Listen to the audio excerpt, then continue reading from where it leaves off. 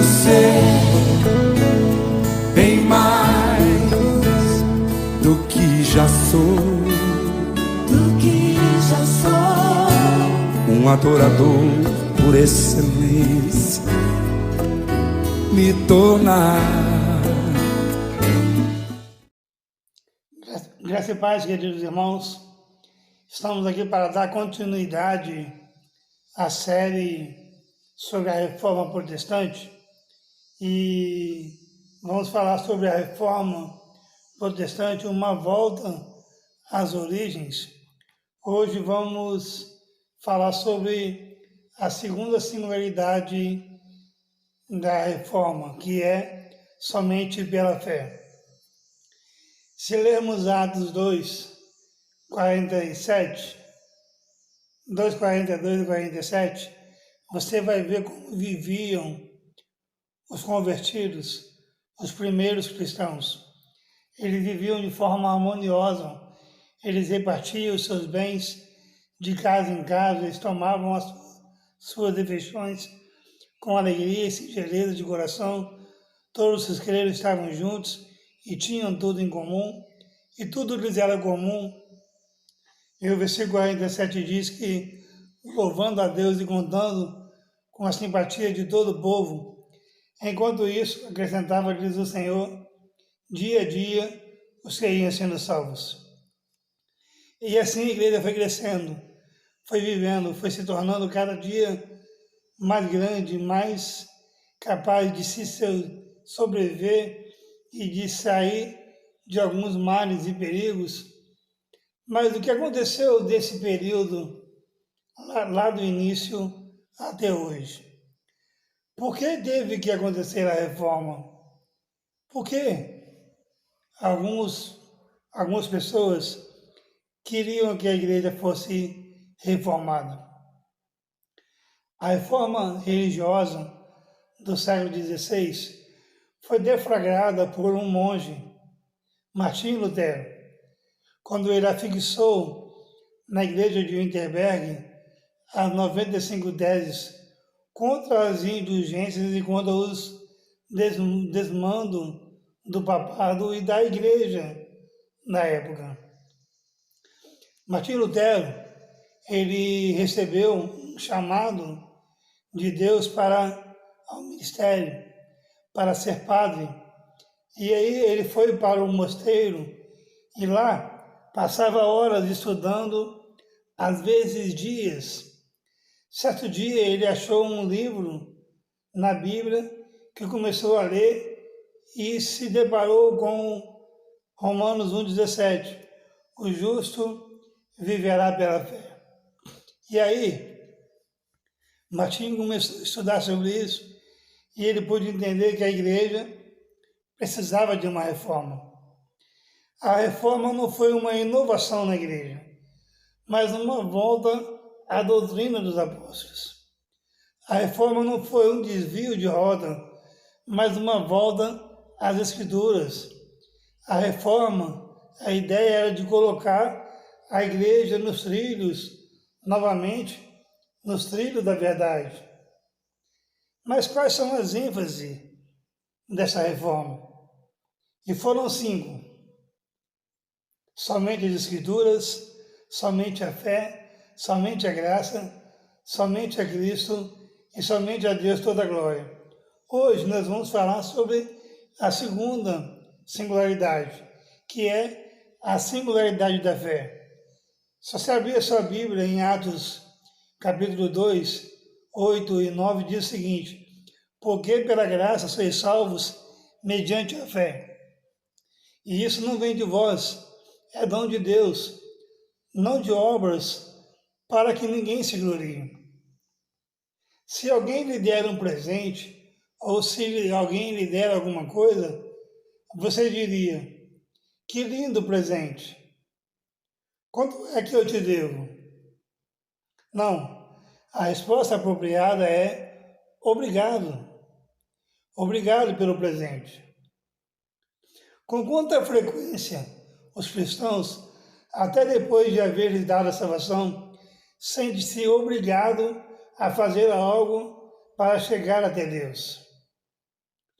Chegamos a ser cristão mediante o dom imerecido de Deus, não como resultado de algum esforço, habilidade, eleição sábia ou ato de serviço de outra parte. Embora nenhuma ação ou obra nos pode ajudar para obter a salvação, a intenção de Deus é que nossa salvação resulte em obra de serviço. Por isso que o texto diz: pela graça sois salvos mediante a fé. E isso não vem de vós, é dom de Deus, não de obras, para que ninguém se glorie. Não somos salvos só para o nosso benefício. Não somos salvos para nós mesmos. Somos salvos para o louvor e glória do nosso Deus. Nós somos salvos para glorificar e edificar a igreja. O conhecimento sola fide enfatiza que a salvação é recebida por meio da fé, não através de obras. Não somos aceitos por Deus por causa de nossas obras. Somos aceitos em Cristo por causa de seus méritos, dos méritos de Cristo, e recebemos essa salvação gratuita por meio da fé. A fé não é causa meritória da nossa salvação, mas é o instrumento dela. Não somos salvos por causa da fé, mas através da fé. A causa meritória da salvação é o sacrifício substitutivo de Jesus lá na cruz, enquanto a fé se apropria dos benefícios desse sacrifício. Vale destacar que a fé salvadora é um dom de Deus.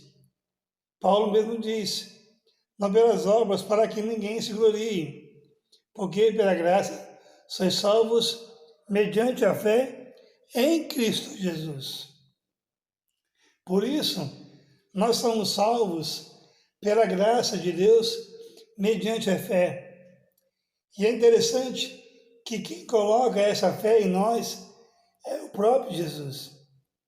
É o próprio Deus. É Ele que nos dá ousadia para vivermos nessa fé. A fé não é de mim mesmo ou de você, mas é Jesus que nos dá a oportunidade de ter fé. Por isso, quando Lutero diz que o justo viverá por fé, dá a entender que a fé não é eu que quero ter, mas é Jesus que me dá. É de graça. A salvação é de graça, não é mérito meu. Eu não posso dizer que eu aceitei Jesus, não. Foi Jesus que me escolheu. Foi Ele que me deu fé. Por isso que é simples de se entender quando você entende que você foi salvo através da morte de Jesus lá na cruz. E isso é de graça. Não tem preço. O preço eu não tenho que pagar porque já foi pago. Jesus já pagou lá na cruz com sua morte. O que eu tenho que fazer agora? Somente glorificar o nome dele, ser feliz nele. Qual é o fim principal do homem? O fim principal do homem é glorificar a Deus e ser feliz nele. É viver de acordo com a vontade dele, é alegrar nele, é praticar boas obras, porque a salvação te leva a realizar boas obras para a glória de Deus. Não é porque você tem que realizar porque você foi salvo, não. A sua salvação te leva a praticar boas obras. Portanto, você não é salvo por causa das suas obras. Você é salvo pelo sacrifício de Jesus mediante a fé. Fé que Deus te deu. Fé que Deus colocou em seu coração o desejo de viver para a glória dele, realizando a vontade dele. Que Jesus coloque em seu coração esse desejo de viver com ousadia no coração, de aceitar o sacrifício vicário de Jesus e viver somente pela fé em Jesus. Não por outras coisas, mas é pela fé. Pela fé. É de graça. Jesus nos deu isso. Que aprendamos a viver isso todos os dias. E glorifiquemos Jesus, porque Ele nos amou, morreu para nos dar a salvação de graça em Cristo Jesus. Quero ser bem mais do que já sou, um adorador por excelência, me tornar